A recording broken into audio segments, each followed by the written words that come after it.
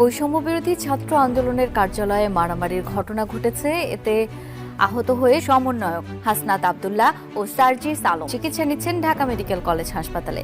আহতদের কয়েকজন জানান, গতকাল যাত্রাবাড়ি এলাকায় তাদের এক অনুষ্ঠানে ছাত্রদের উপর হামলা হয়। আবারও বৈষম্য বিরোধী ছাত্র আন্দোলনের কেন্দ্রীয় সমন্বয়কদের হামলার ঘটনা ঘটেছে। নিজের ভেরিফাইড ফেসবুক পোস্টে এই তথ্য জানিয়েছেন বৈষম্য বিরোধী ছাত্র আন্দোলনের কেন্দ্রীয় আহ্বায়ক হাসনাত আব্দুল্লাহ। রাজধানী বাংলা মোটরে বৈষম্য বিরোধী ছাত্র আন্দোলনের দুপক্ষের সংঘর্ষের ঘটনায় 21 জন আহত হয়েছেন এবং 3 জনের অবস্থা গুরুতর। আহতদের পক্ষে এই তথ্য জানান শিক্ষার্থী তানজিম মোহাম্মদ সৌরভ। বৈষম্য বিরোধী ছাত্র আন্দোলনের উদ্যোগে আয়োজিত মতবিনিময় সভায় অংশগ্রহণ করে ফেরার পথে গণপরিবহনের গতি রোধ করে শিক্ষার্থীদের উপর হামলা করা হয়।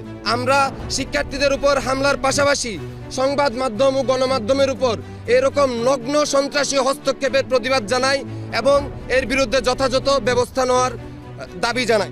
সন্ত্রাসী হামলার প্রতিবাদ ও বিচার আমরাও চাই, তবে কথা হচ্ছে বাংলাদেশের ক্ষমতাধর স্বৈরাচারী আওয়ামী সরকারকে বাংলাদেশের বিএনপি, জামাত ইসলাম, চরমনাই সহ অন্যান্য সমস্ত রাজনৈতিক দল মিলে তাদের মসনদ বিন্দুমাত্র নাড়াতে পারে নাই। সেখানে বৈষম্য বিরোধী ছাত্র আন্দোলনের প্ল্যাটফর্ম তারা নেতৃত্ব দিয়ে রাজনৈতিক দল হোক, ছাত্র জনতা সকলকে সাথে নিয়ে তারা এই স্বৈরাচার শেখ হাসিনা সরকারের পতন এবং স্বৈরাচার সরকারকে দেশ ত্যাগে বাধ্য করেছে।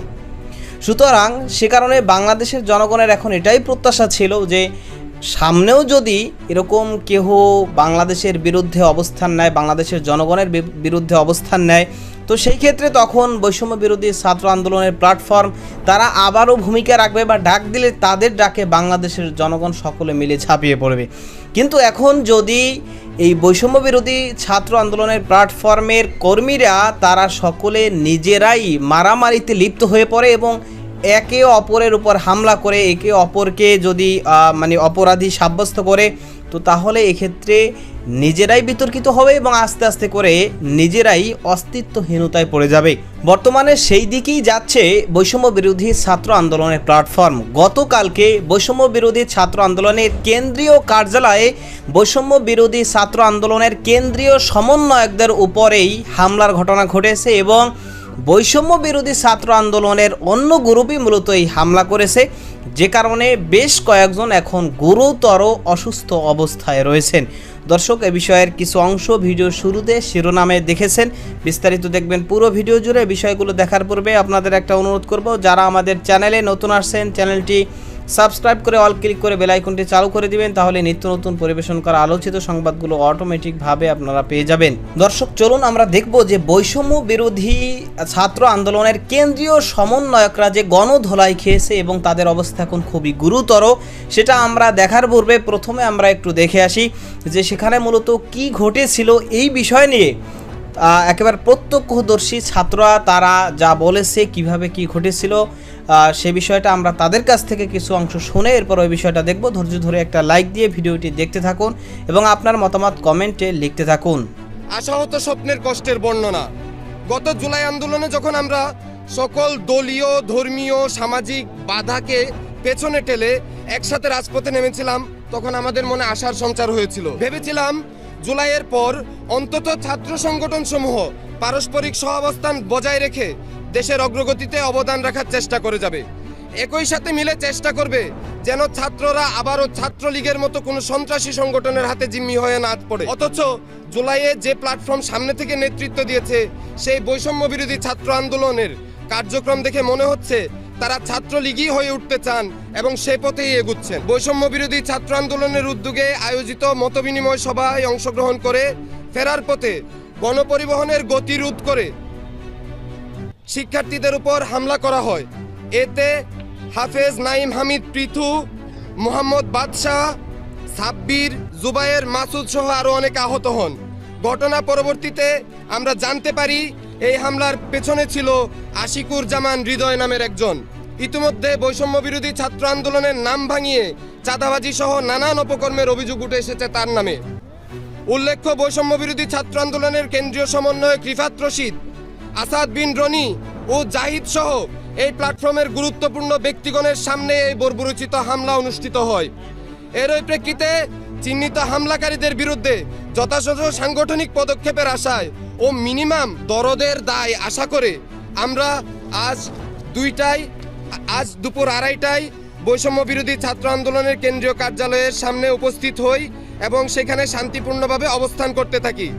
আমাদের সাথে জুলাই আন্দোলনের আরও অনেক প্ল্যাটফর্মের সহযোদ্ধারা।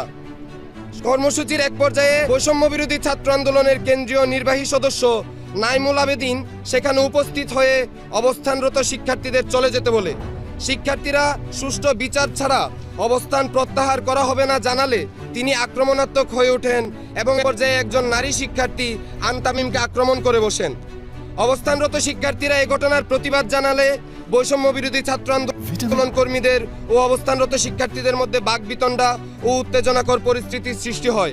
এরই এক পর্যায়ে বৈষম্য বিরোধী ছাত্র আন্দোলনের আরেকজন কেন্দ্রীয় নেতা, যিনি গতকালের হামলাতেও উপস্থিত ছিলেন, রিফাত রশিদ, অবস্থানরতদেরকে আটকে রেখে হামলার নির্দেশনা দেন এবং তার পরপরই অবস্থানরত শিক্ষার্থীদেরকে বেধড়ক মারধর করে বৈষম্য বিরোধী ছাত্র আন্দোলনের কর্মীরা।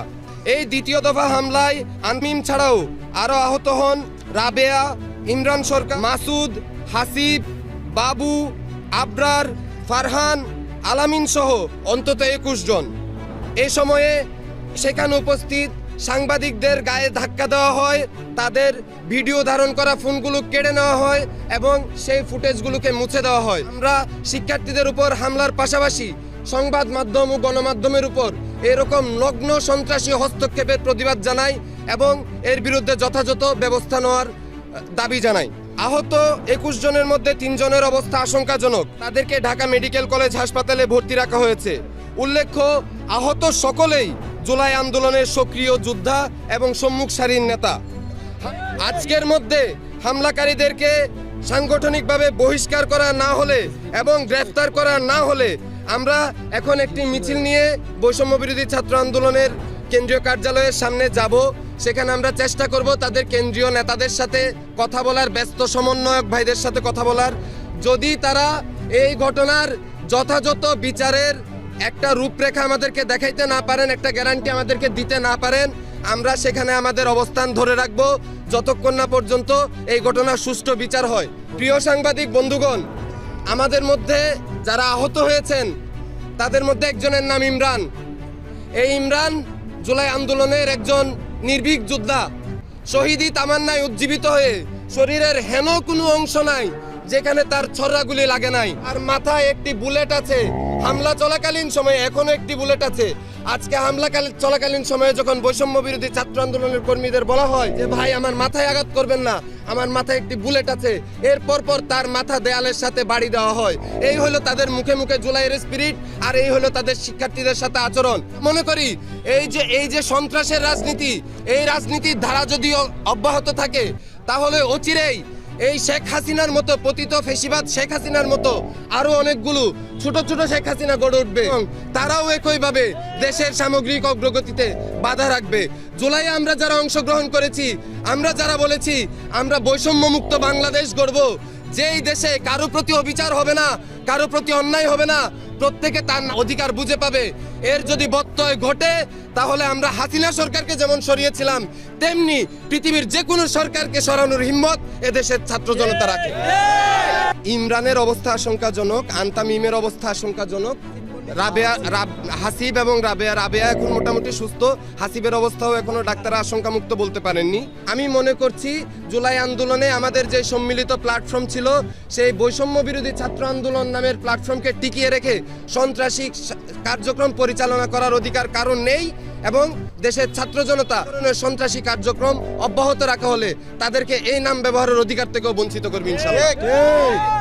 যারা আহত হয়েছেন এবং আমরা এখানে যারা আছি, আমরা জুলাই আন্দোলনের অংশগ্রহণকারী, আমরা জুলাই আন্দোলনে প্রত্যেকেই ছিলাম, কিন্তু আমরা মনে করছি কোনো একটা প্ল্যাটফর্মের ব্যানার ঝুলিয়ে যখন ভিন্ন মতকে দমন করা হয় ছাত্রলীগের কায়দায়, সেটার বিরুদ্ধে দাঁড়ানো আমার জন্য ফরজ, যদি সেই জুলুমকারী আমার বাপও হন না কেন। এটাই জুলাইয়ের এই যে সন্ত্রাসের রাজনীতি, এই রাজনীতির ধারা যদি অব্যাহত থাকে তাহলে অচিরেই এই শেখ হাসিনার মতো পতিত ফেসিবাদ শেখ হাসিনার মতো আরো অনেকগুলো ছোট ছোট শেখ হাসিনা গড়ে উঠবে এবং তারাও একইভাবে দেশের সামগ্রিক অগ্রগতিতে বাধা রাখবে। জুলাইয়ে আমরা যারা অংশগ্রহণ করেছি, আমরা যারা বলেছি আমরা বৈষম্যমুক্ত বাংলাদেশ গড়ব, যেই দেশে কারো প্রতি অবিচার হবে না, কারো প্রতি অন্যায় হবে না, প্রত্যেকে তার নাগরিক অধিকার বুঝে পাবে, এর যদি ব্যত্যয় ঘটে তাহলে আমরা হাসিনা সরকারকে যেমন সরিয়েছিলাম তেমনি পৃথিবীর যে কোনো সরকারকে সরানোর হিম্মত। বৈষম্য বিরোধী ছাত্র আন্দোলনের এক গ্রুপ অন্য গ্রুপকে দোষী করতেছে, দোষী সাব্যস্ত করতেছে এবং অন্য গ্রুপকে স্বৈরাচার আখ্যা দিচ্ছে, ছাত্রলীগ আখ্যা দিচ্ছে, বিভিন্ন রকম তাদের দোষ ত্রুটি, তারপরে বিভিন্নভাবে তাদেরকে অভিযুক্ত করা হচ্ছে। তো এখন এক গ্রুপ যদি অন্য গ্রুপকে অভিযুক্ত করে এবং তারা চাঁদাবাজি করতেছে, বৈষম্য বিরোধী ছাত্র আন্দোলনের নাম ভাঙিয়ে লুটপাট চাঁদাবাজি করতেছে বা বিভিন্ন ধরনের অন্যায় কাজ এগুলো তারা করতেছে, এরকম এক গ্রুপ আর এক গ্রুপের বিরুদ্ধে অভিযোগ এবং পাশাপাশি এক গ্রুপ আর এক গ্রুপের সাথে মারামারি, ধরাধরি, তারপরে হামলা, বিভিন্ন রকমের ঘটনা আমরা বিভিন্ন জায়গায় কিন্তু দেখতেছি। সুতরাং এভাবে যদি চলতে থাকে যে বৈষম্য বিরোধী ছাত্র আন্দোলনের মধ্যে গ্রুপ হয়ে এক গ্রুপ আর এক গ্রুপের বিরুদ্ধে বিভিন্ন অভিযোগ, মারামারি, হানাহানি এগুলো যদি তারা করে তাহলে তো তারাই বাংলাদেশের জনগণের কাছে মারাত্মকভাবে বিতর্কিত হয়ে পড়বে। তখন বাংলাদেশের জনগণের যেই তাদের প্রতি ভালোবাসা, যে আস্থা, যেই সম্মান ছিল সেগুলো আস্তে আস্তে করে কিন্তু মিটে যাবে।